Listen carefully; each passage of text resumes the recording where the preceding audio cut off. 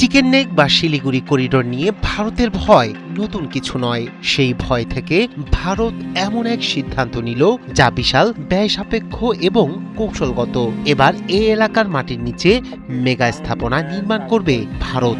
Chicken নেকের মাটির নিচ ধরে 40 কিলোমিটার রেল লাইন নির্মাণের সিদ্ধান্ত নিয়েছে ভারত সরকার। পশ্চিমবঙ্গের 3 মাইল হাট থেকে রাঙ্গাপানি পর্যন্ত প্রায় 40 কিলোমিটার এলাকায় ভূগর্ভস্থ রেল লাইন নির্মাণের পরিকল্পনা নিয়েছে। রেল লাইন থাকবে মাটির প্রায় 20 থেকে 24 মিটার নিচে। এই প্রকল্পের মূল উদ্দেশ্য যুদ্ধ বা সংকটের সময়েও যেন উত্তর পূর্বের সাথে যোগাযোগ সচল থাকে। বর্তমানে চিকেন নেকের বেশিরভাগ অবকাঠামো ভূমির ওপর অবস্থিত, যা আকাশ হামলা, ড্রোন বা ক্ষেপণাস্ত্র আক্রমণে ক্ষতিগ্রস্ত হতে পারে।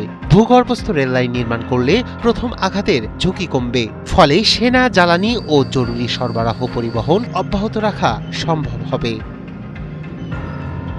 মাত্র 22 কিলোমিটার চওড়া এই সরু ভূখণ্ডই ভারতের সবচেয়ে বড় কৌশলগত দুর্বলতা।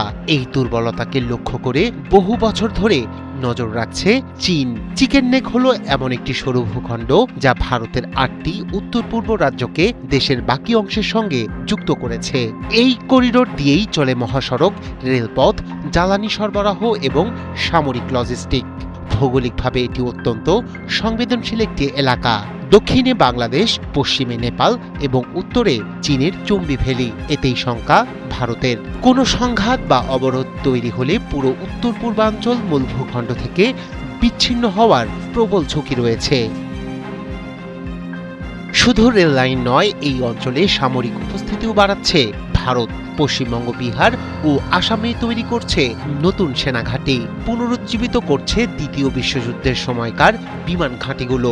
পরিকল্পনায় রয়েছে হলদিয়ায় নতুন নৌঘাঁটি নির্মাণেরও। সব মিলিয়ে এটি একটি সমন্বিত প্রতিরক্ষা প্রস্তুতির অংশ। প্রতিরক্ষা বিশ্লেষকদের মতে চিকেন নেক বহুদিন ধরেই ভারতের একিলিস হিল বা দুর্বল পয়েন্ট। বিশেষ করে ডোকলাম অঞ্চলে চীনের অবকাঠামো নির্মাণ এবং সীমান্তে সামরিক উপস্থিতি ভারতের উদ্বেগ বাড়িয়েছে। সাম্প্রতিক সময়ে বাংলাদেশের কূটনৈতিক অবস্থান এবং সীমান্ত সংলগ্ন এলাকায় অবকাঠামোগত উন্নয়ন ভারতকে নতুন করে ভাবতে বাধ্য করেছে।